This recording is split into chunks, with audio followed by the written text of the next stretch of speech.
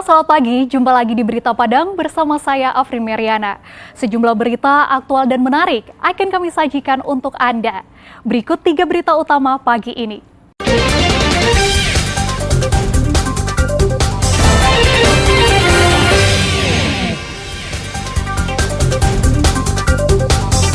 ribu dosis vaksin penyakit mulut dan kuku diterima Dinas Peternakan Sumbar. Berusaha kabur, polisi tembak pencuri sepeda motor. Kementerian Perhubungan memasang pembatas rel serta menutup akses perlintasan liar di Sumatera Barat.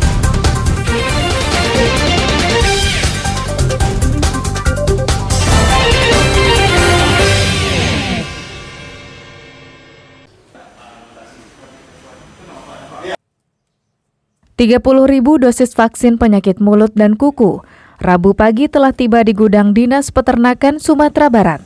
Sebagian dari vaksin tersebut telah dijemput oleh Dinas Peternakan, Kabupaten, dan Kota di Sumatera Barat.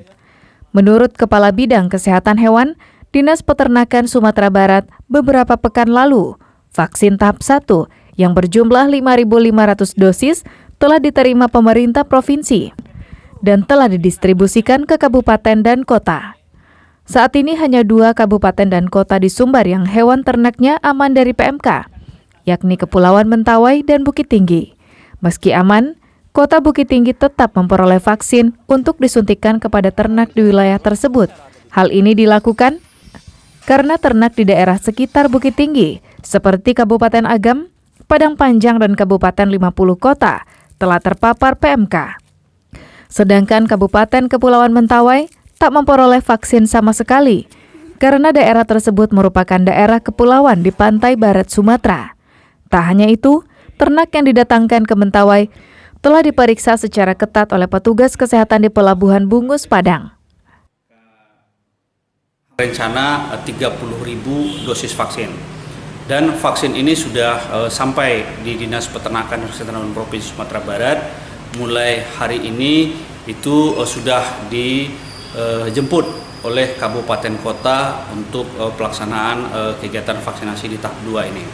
Kemarin kita juga sudah melakukan rapat technical meeting, rapat koordinasi dengan semua dinas yang menangani fungsi peternakan dan kesehatan hewan kabupaten kota dalam rangka. Rencananya, vaksin tersebut akan disuntikan ke ternak pada minggu ketiga bulan Juli, berlangsung selama 2 minggu dan berakhir pada minggu pertama Agustus. Robiham melaporkan dari Padang.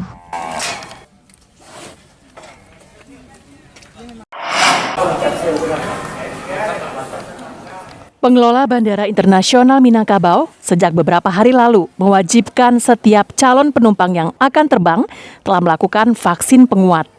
Hal itu sesuai surat edaran Satuan Tugas Penanganan COVID-19 yang berlaku per 17 Juli lalu.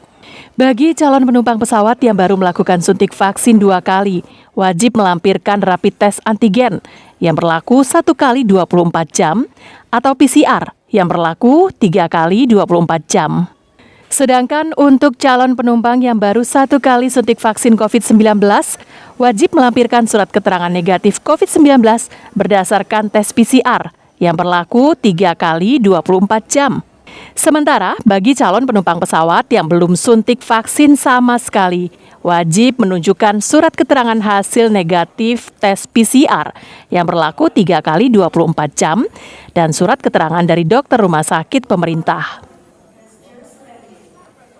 Merupakan ketentuan syarat bahwasannya penumpang yang akan terbang tidak perlu melakukan pemeriksaan rapid test ataupun juga antigen bila sudah memenuhi vaksinasi booster.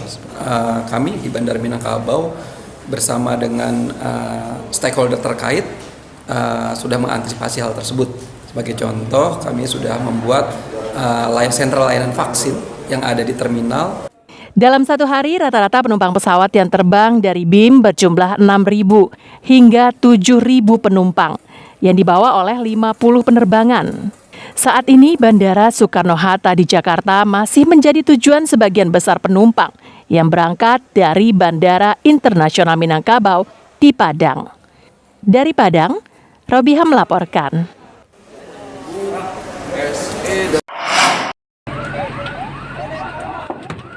Dari rekaman video amatir warga ini, terlihat besarnya kobaran api yang tengah membakar satu rumah semi permanen di Bandarjo, Dusun 2, Nagari Lingkuang Awa. Petugas pemadam kebakaran yang memperoleh informasi tersebut segera datang ke lokasi dan berupaya memadamkan api. Namun upaya petugas tak berhasil secara optimal karena api membakar material rumah dengan cepat. Pasalnya, sebagian besar rumah tersebut terbuat dari papan. Api yang membakar rumah Sugito ini baru bisa dipadamkan petugas setelah semua kayu yang ada di rumah itu berubah menjadi arang. Tak hanya itu, seluruh perabotan yang ada juga tak bisa diselamatkan dari kobaran api. Telah terjadi kebakaran di Dusun 2, Bandarjo, Kecamatan Pasaman.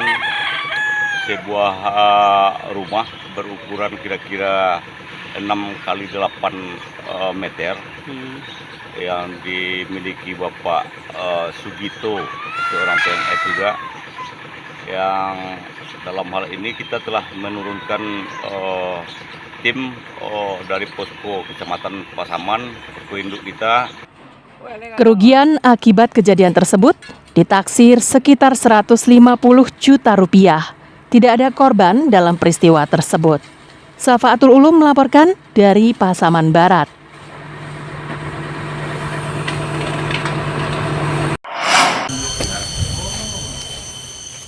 Beginilah kondisi jalan alternatif yang menghubungkan Padang Pariaman dan Kabupaten Agam di Kecamatan Sungai Geringging. Akibat longsor, jembatan besi ini tidak bisa digunakan dan tengah dibongkar untuk renovasi. Untuk sementara waktu, jalur dialihkan ke Nagari Batu Gadang, namun kondisi jalan ini juga tak kalah memprihatinkan. Selain sempit dan rawan kecelakaan, jalur ini juga rawan longsor. Rusaknya jalur pengganti ini telah terjadi sejak 4 tahun lalu. Sejak jembatan besi di Luhuang tak difungsikan, jalur Nagari Batu Gadang ini menjadi pilihan utama bagi pengendara dan pengemudi di 2 kabupaten. Kini lalu lintas di jalur yang sempit ini menjadi ramai, sehingga rawan kecelakaan. Warga mengaku was-was dan harus ekstra hati-hati untuk melewatinya. Inilah harapan kami dari pemerintah Nagari. Mudah-mudahan dari pihak-pihak tertentu hendaknya dapat memperhatikan daerah kita ini. Saya sendiri Pak memang merasa kesulitan, kita perlu kehati-hatian. Karena jalan kita sempit, kecil dan banyak rusak.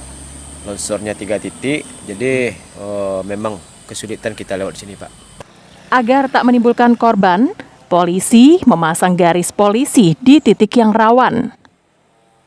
Jadi polis lain ini kita pasang agar jalan ini bisa diberitahukan kepada khalayak ramai tidak bisa digunakan akibat longsor atau amblas jalan yang di sisi kiri. Terkait jalan yang rusak ini, pemerintah Nagari Batu Gadang telah lama mengajukan perbaikan kepada pemerintah kabupaten agar jalur alternatif ini bisa diperbaiki atau diperlebar. Namun hingga kini tak pernah mendapatkan tanggapan yang serius. Eki Rafki melaporkan dari Padang Pariaman.